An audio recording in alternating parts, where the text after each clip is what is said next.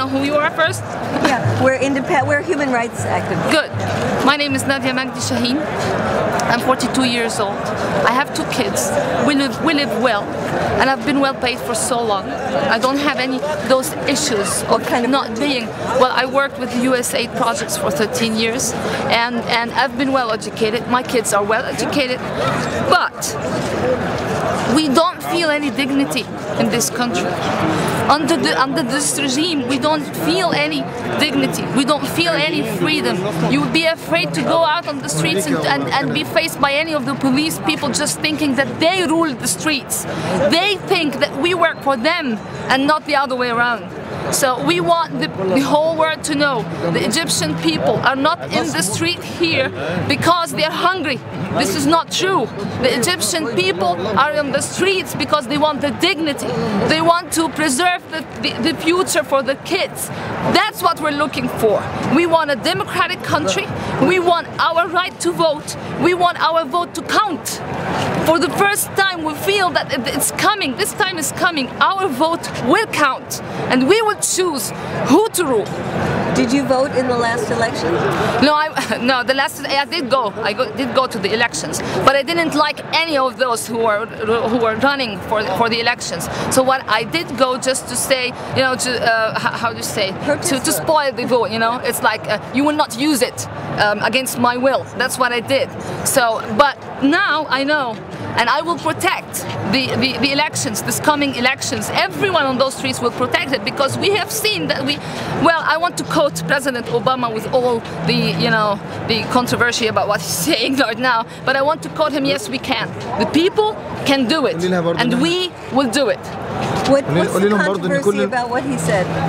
Well, you know, we understand that each country has their own interests that they have to protect, and we understand that, okay? But at the same time, we've seen the American administration supporting other revolutions in other places, you know, bluntly supporting them just because it was for the interest of the American administration. But now it's because, you know, there is some controversy about, you know, how it's going to be with Israel and how it's going to be with the peace treaty and all that. So they're taking, you know, sort of not a very clear position. But it's getting stronger towards the people. But again, it's not strong enough, and it's not forcing this pharaoh to leave. Well, with all respect to all our pharaohs, because we do love them, yeah. But this person who thinks that he's God, he is not. He is not. The people rule, and we will rule. Now, Obama did say a transformation has to begin now. Yeah, that's the last one. Well, that's again getting stronger towards the people, and we appreciate that, and that has given some support to the people on the streets here. So, but again, I think it seems that our president still doesn't get it. He still doesn't get it. So, well, until he gets it, and until he leaves with the regime, not only him, yes, until he leaves with the regime, and whoever says that we don't know how things will go in Egypt after that, this is not true. We have our plans, and we have our constitution. We don't have it's not a terrible constitution that we can refer to, and we have alternative plans that we can refer to after the president leaves. We don't want the people to be afraid that it's going to be a chaos. It is not going to be a chaos. We are a people with 7,000 civilizations, 7,000 years of civilization, and you've seen it yourself. We have kept the square clean. We are sweeping the streets. We are protecting each other. With all those crowds getting in the Tahrir Square, you don't see anyone harassing somebody else. We don't see anyone who uses bad words. You haven't seen that. We are civilized people, and we are here just to tell him, please, enough. 30 years of corruption, enough. Yes. He has to go. The people will rule, and the whole world has to know that. Some people are saying that now what Mubarak is doing is encouraging former police to dress as civilians and go out in the streets and create chaos. Are you worried about that? Well, no, I'm not, because we've seen how, and you've seen how our youth are protecting the people here in the street, and how the army, and we want, yeah, by the way, I want to thank the army for their position, because the army has never been against the people. I mean, through all the riots that you know, through our history, the army has never been against the people. So we want to thank them for protecting the protesters in Alexandria. And here our youth is protecting the protesters here in Tahrir Square, and we're not worried, because no matter what they do, and even if we give more martyrs to this revolution, it's all to ensure and to establish a good future for our children. That's what we want. What's the role of women in this revolution? Oh, it's huge.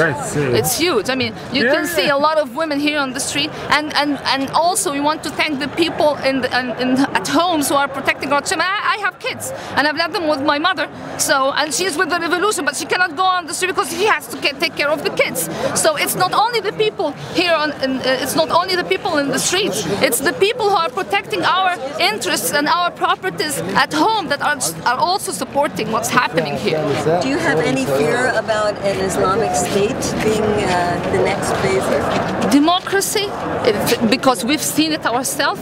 We are going to protect the elections, and of course everybody has to be represented. I mean, we are not banning anyone. I mean, everybody has to go to the elections and have to run for the elections, and the people will rule. And let's assume the Islamic party or Islamic Brotherhood or movements, yes, would win the elections for one term, okay? And they don't work for our interests. We have seen it that we can go out on the streets and change all that, and it's happened in several countries. I mean, no matter how, you know, Islamic or non-Islamic stuff, once you don't like the regime, we don't want you, and they also have seen it that we've changed a regime that has been ruling since '52, and also Hosni Mubarak has been ruling for 30 years. 30 years under the emergency law. I mean, this is crazy. This is just crazy. So whoever comes into the position of the presidency or into the new regime will know that we can still go out on the streets and we can still change it if they're not working towards our interests. Why do you think the Western countries have supported Mubarak all these years? Because they have their own. It's Israel. It's Israel. It's the oil.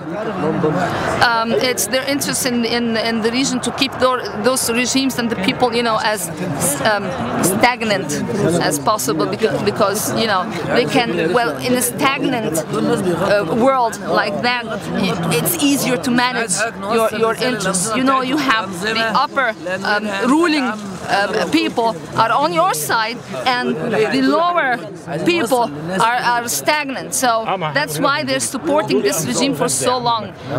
But again, if they rethink it, they can still work with the real people. If we have mutual interests, why would I hate you? Why would I be against you? If the USA knows that in return of the USA's interests, I need someone to protect mine, and we can work together, why would I hate you? I'm surprised that there isn't more hatred towards Americans and the West, given that we have supported this. That's the main reason, yes, because we've been always told, you know, that the USA will never let you do what you want, because the USA would like to protect Israel. That's the main interest of the USA. But why isn't there more hatred towards Westerners? Excuse me? Why isn't there more hatred among the Egyptian people towards us? No, because the Egyptian people, well, any people in the world, how do I say it? We have period, you know? We don't hate the peoples. When we show hatred and when we have, you know, slogans against a certain country, it's not the country, it's always the regimes. We know that peoples all over the world are suppressed in different levels, you know, but they all have, you know, their own concerns about how they live and what they want and how they do it. So we don't hate the American people. It's not that. We are against the American administration and what it stands for. What about Israel? We don't. By the way, the Jews have always lived in Egypt safely, and Jews, Christians, Muslims, and other people have lived in Egypt safely. We never talked about about that. We don't hate the Jews. We're always against the Israel. Again, it's the government of Israel and what it does. It's not the Jews. So what is your message to people outside who are looking at this and getting maybe some sense that there is a lot of violence on all sides? What is your message to them? Well, I will not deny that there's some violence, but we want to assure you that it's all, the regime is just trying to do its best to stay as long as possible. So they are pushing those, thugs to the streets and just, make us feel afraid to just go home. We're not going home, and the peoples all over the world, please don't be afraid. Democracy never brings bad stuff. I mean, you've seen it in the States yourself. You want to change the administration, you do it. We want that right. We want that right. Don't be afraid of us. If we just change this regime and we bring other regimes, we'll always be able to change it to the best of the people. The people all over the world understand that if you work for your own interest, I mean for the people's interest, it's always on the long run for the best. But if they still work to the interest of the governments, this is a very short-term path. We want the administrations and all over the world, the governments all over the world, the people all over the world not to be afraid of us and not to be afraid of the Egyptian people. We don't want the foreigners to leave. We will protect you. We will protect you. This is for freedom all over the world, not only in Egypt.